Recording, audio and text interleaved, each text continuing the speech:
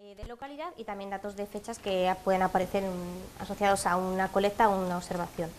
Hemos utilizado estas obras de referencia, la obra de Chapman, que es una guía de buenas prácticas para georreferenciar, también una guía de la Conavio sobre el mismo tema, y luego la guía de Wizard, que es sobre el método del radiopunto, que vamos a ver un poco en detalle, y luego también hacemos algún comentario sobre una publicación de Otegi y Ariño. Comenzamos por datos espaciales. Bueno, ya hemos visto que en un mundo ideal, alguien cuando va al campo toma todos los datos perfectos, todas las descripciones perfectas, pero la realidad es que cuando nos enfrentamos a una base de datos, muchas veces esto no es así. Entonces nos toca calcular una coordenada a partir de una descripción de una localidad, que esto es lo que llamamos una georreferenciación retrospectiva. Entonces, para que podamos hacer este tipo de georreferenciación, lo ideal es que la localidad esté lo más detallada posible y que tenga los máximos elementos que nos van a permitir asignar una coordenada. O sea, no es lo mismo decir me encuentro en el jardín botánico que decir me encuentro en el aula de informática del jardín botánico. Entonces, eso es lo que va a determinar que tengamos una buena georreferenciación o no. Y luego, la realidad es que en muchísimas colecciones y museos y herbarios la información es muy básica, o sea que vamos a tener muchos problemas a la hora de calcular estas coordenadas, y este problema es muchísimo más acusado cuando trabajamos con colecciones históricas. ¿Por qué? Porque en esos casos los colectores pues, no disponían de mapas de calidad, no tenían mapas y la información era súper sencilla o súper simplificada. Problema añadido, pues que además estas localidades pueden haber variado con el tiempo y la extensión, o puede haber nombres o topónimos que actualmente pues, no están en uso. Entonces, en este caso no solamente habría que calcular la coordenada, sino que habría que hacer un trabajo de investigación para deducir a qué localidad se estaba refiriendo. En este caso pues vemos un ejemplo de una localidad. Siempre lo ideal es que la localidad esté pues eso, lo más al detalle posible y lo más atomizada que se pueda. Aquí vemos un ejemplo de una etiqueta desglosada, con algunos de los elementos que podríamos incluir. Pues en primer lugar todos aquellos elementos que se refieren a la división administrativa y política, empezando pues de mayor a menor rango, ¿no? El país, la provincia o departamento, municipio, etcétera. La localidad principal se refiere a la descripción propiamente dicha del punto en el que estamos tomando la muestra. En este caso pues igual hay que tratar de ser lo más detallado posible, lo que comentaba antes, evitar información subjetiva. Podemos dar datos de dirección, nombres de topónimos, las vías de acceso, utilizar pues, mapas para describir esta localidad. También podemos incluir los datos de la altitud y de la profundidad, y en estos casos pues, es recomendable, bueno, podemos dar un punto que se refiere a un punto altitudinal, y si conocemos el grado de error pues podemos añadirlo, o también podemos utilizar un rango. Por ejemplo, si estamos haciendo un estudio por transectos, igual tomamos la altitud en un punto y lo tomamos en otra, entonces podemos manejar esos rangos, y en profundidad pues pasaría exactamente lo mismo. Las coordenadas, que pueden estar en distintos formatos, el datum y la incertidumbre que hay asociada a esas coordenadas, que es lo que vamos a ver un poco más adelante en estas diapositivas. Entonces, sobre procedimientos para la georreferenciación, pues igual aquí hemos elaborado pues como una cadena con algunos de los pasos que se pueden seguir a la hora de asignar estas coordenadas a los ejemplares que tenemos en las bases de datos. Lo primero pues es una fase que ya hemos visto en otros puntos y que siempre va a ayudar bastante a facilitar el trabajo en los posteriores, que es la organización. Esto es pues sentarte o con el equipo de trabajo o contigo mismo y definir pues qué estándares vas a utilizar, qué métodos vas a utilizar para asignar esas coordenadas, en qué formato la vas a poner, pues todo ello para garantizar pues que hay una uniformidad en esa información que vas a dar. Aquí todavía tampoco hemos empezado a asignar coordenadas, pero también es muy importante ordenar estas coordenadas. Perdóname que vuelva un poco para atrás, pero también quería hacer mención sobre un punto que hemos puesto que pone separar la informatización de la colección de la tarea de georreferenciación. Esto, a ver, no es obligatorio, pero ayuda bastante. Georreferenciar es un trabajo que es muy pesado y requiere muchísimo tiempo. Entonces, asignar la tarea de georreferenciación a la dinámica normal de fichado pues no es muy productivo, porque la persona que ficha un ejemplar se encuentra con una localidad y tiene que georreferenciarla, pues va a echar un rato. Pero dentro de 10.000 o 50 ejemplares fichados después puede aparecer la misma localidad, ya se ha olvidado, le toca volver a georreferenciarla, entonces es poco productivo y es una tarea bastante tediosa. Entonces, separar esas tareas, una persona que fiche y una persona que georreferencia, pues va a ayudar bastante. Entonces, por ejemplo, si tenemos separadas esas tareas, pues podemos dedicarnos a establecer pues todo nuestro conjunto de localidades que queremos georreferenciar y ordenarlas y estandarizarlas. Lo ideal es que fuesen localidades estandarizadas, es decir, que se ajustasen siempre a un formato, que siempre me pongan primero el país, el municipio, porque eso facilitaría mucho la tarea. Pero la realidad es que luego pues cada ejemplar viene de un lado diferente, los datos se han tomado de una manera y esto es complejo, pero si se pudiese sería lo ideal. Y ordenarlo pues nos referimos a que igual podemos coger todo ese conjunto de localidades y agruparlos por colector y por fecha de colección. Entonces es muy probable que encontremos muchos ejemplares que sean del mismo colector, de la misma fecha y que la descripción de la localidad sea la misma, de la cual ya podríamos obtener unas coordenadas y ahorraríamos trabajo. O si vamos ordenando pues por topónimos, igual nos vamos a encontrar varias veces el mismo topónimo y nos vamos a ahorrar también trabajo en la georreferenciación. Entonces, si vemos si hay registros de la misma localidad georreferenciados, pues estupendo. Y luego, pues también se puede dar el caso de que en esta ordenación pues veamos claramente que hay localidades que las tenemos que excluir y que no podemos georreferenciar. O sea, que eso también hay que tenerlo en cuenta. Y en el siguiente punto es la tarea de asignación de coordenadas en sí. O sea, ya me arremango, cojo la cartografía, cojo mis sistemas de información geográfica y consiste en asignarle unas coordenadas. Y aquí es muy importante que calcular la incertidumbre. En este punto es lo que vamos a ir viendo en las siguientes diapositivas, que es sobre cómo podemos dar ese punto y cómo calculamos la incertidumbre. También el paso de validación y chequeo, que lo ideal es que haya una persona pues, que haga comprobación de algunas coordenadas para ver si se ha realizado bien el trabajo anterior. Y por último, documentar. Bueno, no por último realmente porque el proceso de documentación es muy importante que se vaya realizando a lo largo de todos estos pasos. Es decir, si yo hago una georreferenciación o yo hago una corrección de una descripción de una localidad, por lo que sea, lo ideal es que se documente quién ha hecho ese cambio, o sea, quién lo ha hecho y la fecha en la que lo ha hecho, porque esto aporta una información, un valor añadido a la colección y no perdemos una información también original, que es importante. Sobre estas localidades que decíamos que habría que excluir, pues aquí tenemos algunos ejemplos. Llegamos a la colección y lo que decíamos antes, pues va a haber unas descripciones que por mucho tiempo que pierda es que no voy a poder asignar una coordenada porque no, por ejemplo, porque sea una coordenada, o sea, una descripción directamente dudosa. Por ejemplo, en este caso aquí pone Formentera entre interrogaciones, que Formentera es una isla. Es que si ni siquiera sabe que lo ha cogido en una isla, pues es que ya esta localidad, o sea, es difícil de georreferenciar. Que no se pueda localizar en el valle junto al río sin más. O sea, ¿qué valle, qué río? Imposible. Que sea demostrablemente inexacta, pues cuando tenemos información que se contradice. Pues en este caso pues nos dice que está Segovia en el río Tajo. Si nosotros sabemos que por Segovia no pasa ningún río Tajo, pues no vamos a perder el tiempo en asignar una coordenada a esto.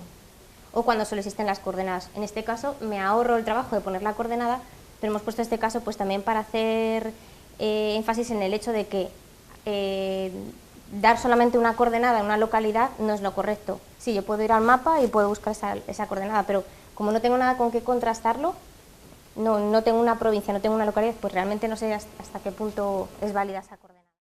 También pues chequear puntos que quedan fuera de los límites del espacio geográfico y también los que quedan fuera del espacio medioambiental. ¿Con esto qué queremos decir? Pues que igual aunque ya no sea descripción de la localidad y pueda pertenecer más a hábitat, por ejemplo, pues igual si me están diciendo que mi ejemplar está dentro de una turbera y resulta que luego una turbera o en un sitio muy húmedo y resulta que meto el punto en el mapa y me cae en una zona desértica, pues igual te tienes que plantear que hay algún error a la hora de asignar la coordenada. Entonces, viendo todo esto ya vemos que es muy complejo calcular una coordenada a partir de una descripción, calcular su incertidumbre y que luego encima pues hay muchas posibilidades de confundirse. Otros datos que conviene añadir, que también lo hemos comentado, pues el estado de verificación, es decir, si tú la consideras como buena. También otra idea podría ser asignar como distintas categorías de calidad, ya es un poco a nivel, esto ya es un poco subjetivo, pero pongamos el caso de que estoy haciendo un trabajo para mí, porque quiero hacer un modelo de distribución de una especie y me bajo unos datos de internet y hay unos que están georreferenciados y otros no, y me tomo la molestia de revisar las coordenadas y de georreferenciar las que no tienen. Pues igual dentro de esta georreferenciación que yo he hecho, pues establecer como unos niveles de fiabilidad. Entonces, pues subjetivamente, o bueno, viendo un poco pues el trabajo que he hecho, puedo decir, las de la categoría 1, pues para mí son las más fiables porque la incertidumbre está por debajo de tanto. Las de categoría 2 son las de regular porque la incertidumbre está. Entonces eso es un estado de verificación, o igual marcar las que nosotros consideramos que son pues ya imposibles y que no vamos a trabajar con ellas, porque así ya las tenemos identificadas y ya vamos a ahorrar también mucho trabajo al que venga después y se plantea una tarea muy similar a la nuestra. Responsable de la georreferenciación también es muy importante, la fecha en la que ha sido georreferenciada y cualquier nota que queráis. Pues por ejemplo, en tu caso, imagínate que decías eso, que tú has asumido que era un dato que, aunque aparentemente estaba registrado como dudoso, pues que es evidente que es correcto. Pues por ejemplo, podríamos ponerlo ahí. Y bueno, otra vez volvemos a recalcar que es muy importante no perder la información original. En el caso de las localidades, pues ¿qué podemos hacer? Podemos tener una base de datos que nos permita asignar varias localidades a un mismo ejemplar, no porque estén varios puntos a la vez, sino porque una puede ser la que nosotros consideramos correcta y otra no, o una. Bueno, incertidumbre debida a la extensión de la localidad. Pues esto, ¿a qué se refiere? Pues normalmente cuando damos una descripción de una localidad, que se toma como referencia, pues siempre hay una extensión determinada. Por ejemplo, hablamos de un río, pues tiene una extensión. Hablamos de una sierra, tiene una extensión. Hablamos de una entidad como un parque nacional, pues igual.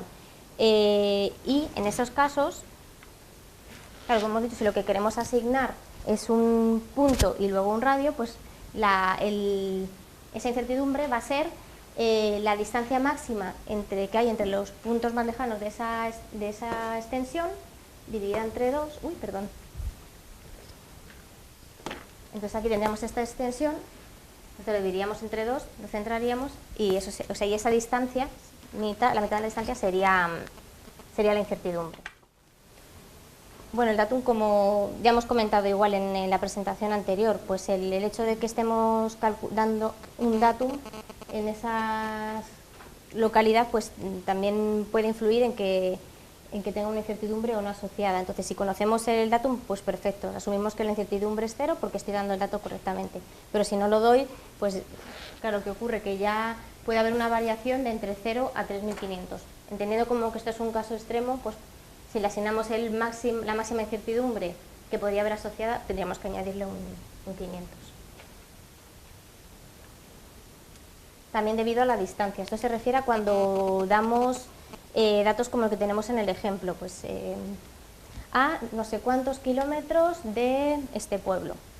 Entonces, en estos casos, la incertidumbre se calcula como un dividido por el denominador de la precisión fraccional, que yo lo entiendo mejor como un redondeo. Es decir, si estoy dando un valor entero, pues la precisión, por ejemplo, de 9 kilómetros, la precisión fraccional sería esta y sería 1 kilómetro. Si estoy dando 9,5 kilómetros, estaría como redondeando como a 0,5 y así sucesivamente. Entonces, ¿qué ocurre? Pues que realmente puede haber casos en los que tú el dato lo estés dando exacto y sea 9 y sea un número entero, pues en esos casos lo documentas o le pones un 9.000 que de alguna manera quede claro. También hay una incertidumbre asociada a la distancia, bueno, a la dirección de desvíos. Esto es pues cuando doy información del tipo al norte, al sur. Igual, si estoy diciendo al norte o al sur, pues ya estoy asumiendo que tengo unos 45 grados en los que posiblemente pueda estar ese ejemplar, ¿no? Entonces, si voy afinando más, pues digamos que estoy dando una información más precisa y va a tener menos incertidumbre. También la precisión de las coordenadas. Si estoy dando pues en caso de coordenadas decimales, por ejemplo, si tengo pocas decimales, pues tendrá menos precisión, o si no tengo segundos, pues tendrá menos precisión, o si estoy trabajando con una coordenada que es cuadrada, pues cuanto más grande sea ese cuadrado o cuanto más dígitos lleva asociado, pues menor precisión va a tener. Entonces aquí, por ejemplo, en el caso de las coordenadas de tipo cuadrícula, como las UTM o las MGRS, lo que se hace, y bueno, nosotros por ejemplo lo tenemos integrado en algunas de nuestras aplicaciones para que lo haga de manera automática, es coge la cuadrícula. Entonces cuando un colector me está diciendo que el ejemplar está en 29TQJ32, asumo que se encuentra en cualquiera de estos puntos, pero realmente digamos que el punto sería este, el punto de la coordenada que estoy dando. Entonces lo que se hace es que se recentra esta coordenada, es decir, se pone en el punto central de la cuadrícula, se define el radio para hacer una circunferencia alrededor, y esta tiene que incluir a toda la cuadrícula. Entonces, en este caso, si por ejemplo hago una transformación de coordenadas, que también lo hacemos, pues pondrías la coordenada y asociarías el radio de error que llevas a esta conversión. No sé si esto se entiende. No se entiende. Si por ejemplo imagina que si yo estoy dando esta cuadrícula, pues si el dato es la cuadrícula, pues es obvio que la persona que consulta la cuadrícula sabe que lleva un error asociado porque no estoy dando una localidad muy precisa. Pero si hago una transformación de la coordenada y calculo un punto, al transformar en un punto estoy perdiendo toda la información que me aportaba la cuadrícula. Por eso se da el punto y además se da este radio que lleva asociado, que se calcula recentrando y echando el radio. ¿Se entiende así un poco mejor? ¿No? ¿Sí? Bueno, esto como digo, lo explico porque, por ejemplo, en la fase de estandarización de muchos datos es muy frecuente que haya una transformación de coordenadas. Por ejemplo, en GBIF nosotros pedimos que las coordenadas se den como geográficas decimales. Luego es verdad que hay un campo que se llama Verbatim Coordinates, donde tú puedes poner tu coordenada original, que eso aporta muchísima información y que además pues, que puede ser muy interesante para según quien consulta los datos.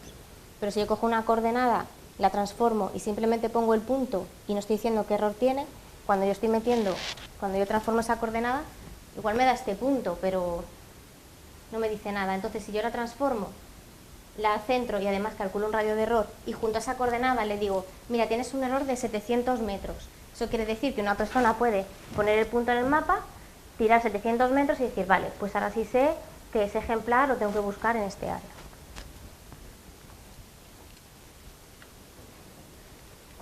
También la escala del mapa puede influir con la que se ha tomado o con lo que se ha descrito esa localidad, también puede influir. Claro, no es lo mismo hacer una descripción con una escala de 1 a 10.000 que con una a 1.000.000. Y aquí, bueno, simplemente una captura para mostrar cómo, es a 0,5 milímetros en un mapa a que corresponden en la realidad. Entonces, eso también es importante. Bueno, entonces, esto ya es sobre la parte de testeo de las coordenadas, que es la fase de validación que habíamos comentado, pues que decimos que es muy importante, que es importante, pues ya después de haber realizado la georreferenciación, revisar otras localidades que sean iguales, ver si tenían coordenadas y coinciden, utilizar una referencia externa o chequear con sistemas de información geográfica. Bueno, esto es cuando tienes un límite administrativo, pues puede ser muy útil, o tienes un mapa con información topográfica o de topónimos, pues puede ser muy, muy útil y te facilitará bastante la tarea. O Google Earth, que también, por ejemplo, puede ser muy útil. También pues chequear puntos que quedan fuera de los límites del espacio geográfico y también los que quedan fuera del espacio medioambiental. ¿Con esto qué queremos decir? Pues que igual, aunque ya no sea descripción de la localidad y pueda pertenecer más a hábitat, por ejemplo, pues igual si me están diciendo que mi ejemplar está dentro de una turbera y resulta que luego una turbera o en un sitio muy húmedo y resulta que meto el punto en el mapa y me cae en una zona desértica, pues igual te tienes que plantear que hay algún error a la hora de asignar la coordenada. Entonces, viendo todo esto ya vemos que es muy complejo calcular una coordenada a partir de una descripción, calcular su incertidumbre y que luego encima pues hay muchas posibilidades de confundirse. Otros datos que conviene añadir, que también lo hemos comentado, pues el estado de verificación, es decir, si tú la consideras como buena. También otra idea podría ser asignar como distintas categorías de calidad, ya un poco a nivel Esto ya es un poco subjetivo, pero pongamos el caso de que estoy haciendo un trabajo para mí, porque quiero hacer un modelo de distribución de una especie y me bajo unos datos de internet y hay unos que están georreferenciados y otros no, y me tomo la molestia de revisar las coordenadas y de georreferenciar las que no tienen. Pues igual dentro de esta georreferenciación que yo he hecho, pues establecer como unos niveles de fiabilidad. Entonces, pues subjetivamente, o bueno, viendo un poco pues el trabajo que he hecho, puedo decir, las de la categoría 1, pues para mí son las más fiables porque la incertidumbre está por debajo de tanto. Las de categoría 2 son las de regular porque la incertidumbre está. Entonces eso es un estado de verificación, o igual marcar las que nosotros consideramos que son pues ya imposibles y que no vamos a trabajar con ellas, porque así ya las tenemos identificadas y ya vamos a ahorrar también mucho trabajo al que venga después y se plantea una tarea muy similar a la nuestra. Responsable de la georreferenciación también es muy importante, la fecha en la que ha sido georreferenciada y cualquier nota que queráis. Pues por ejemplo, en tu caso, imagínate que decías eso, que tú has asumido que era un dato que, aunque aparentemente estaba registrado como dudoso, pues que es evidente que es correcto. Pues por ejemplo, podríamos ponerlo ahí. Y bueno, otra vez volvemos a recalcar que es muy importante no perder la información original. Y sobre los datos temporales no me voy a entretener mucho porque son los datos que se refieren a las fechas de captura de los ejemplares o de las observaciones. También la hora del día, que bueno, en estudios florísticos no es un dato que se suele tomar, pero en fauna es muy importante. Y también la fecha de identificación o de revisión de un ejemplar. Entonces, las fechas de captura, por ejemplo, nos va a permitir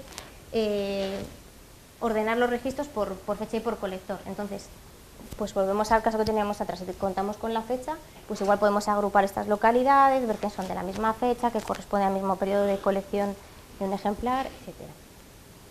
En las localidades históricas pues nos permite hacer un poco el CSI, el volver a intentar ver mapas de esa época, para intentar deducir a qué localidad se estaba refiriendo el colector, etc.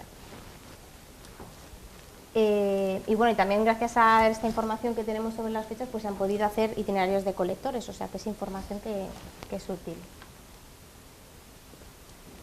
Y bueno, ¿qué problemas nos encontramos frecuentemente con las fechas? Pues que sean fechas que no están o que son incompletas, que no se ajustan a un estándar o que básicamente que no son uniformes y que cada una está representada de una manera. Por ejemplo, esto en una base de datos, pues claro, también te resta rendimiento a la hora de trabajar con esa base de datos, por ejemplo, haciendo una búsqueda sobre una fecha.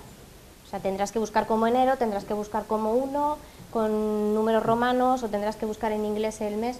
Esto puede complicar bastante. Entonces, sí que puede ser interesante, útil, tener un campo con la fecha original, porque igual no siempre tenemos toda la información y tenemos, por ejemplo, primavera del 1800. Pues es muy interesante tener un campo para esa información original, pero también tener un campo en el que estandaricemos esa información y se presente siempre de la misma manera, que sea uniforme. Entonces, ¿qué consecuencias puede tener, por ejemplo, pues que tengamos fechas de este tipo? Nosotros, en los procesos de exportación que hacemos para compartir datos a Internet, en alguno de los programas que desarrollamos, tenemos una función que lo que hace es coger esta fecha, esta, y la interpreta y nos la transforma en un formato específico que es el que nosotros necesitamos para compartir los datos. Esa es una función que se llama fechasa y que bueno, ya veremos cómo funciona y la utilizaréis en el taller. Pero claro, fechasa es lista, pero tampoco hace magia. Entonces, si se encuentra aquí con un mes que está mal escrito o se encuentra con un dato que está incompleto, igual no es capaz de interpretarlo, y cuando exporta la información deja un blanco. Entonces estamos perdiendo un montón de información simplemente porque la original estaba en un formato que era ilegible. Entonces esta parte es muy importante. Y bueno, ya para terminar simplemente os pongo aquí una captura de un artículo que creo que es incluido en los documentos, y si no os lo añado para que echéis un vistazo, que va pues sobre las fechas en el portal del GBIF. ¿Qué pasa con esas fechas? Entonces, cuando ves el artículo, pues ves que los resultados son muy locos, porque cada uno comparte las fechas pues como le parece. Entonces, en nuestro formato igual ponemos día, mes y año, pero en el formato americano pone año, mes y día, y cuando exporta te lo divide, entonces realmente el año ya no es el año, sino que es el día, y entonces el resultado es que luego eso, cuando lo ves en forma de gráficas, pues ves unas cosas muy loca, sí, simplemente para poner en valor el hecho de que las fechas estén bien estandarizadas y que se ajusten a un formato estándar. Y bueno, con esto, no sé si tenéis algunas dudas.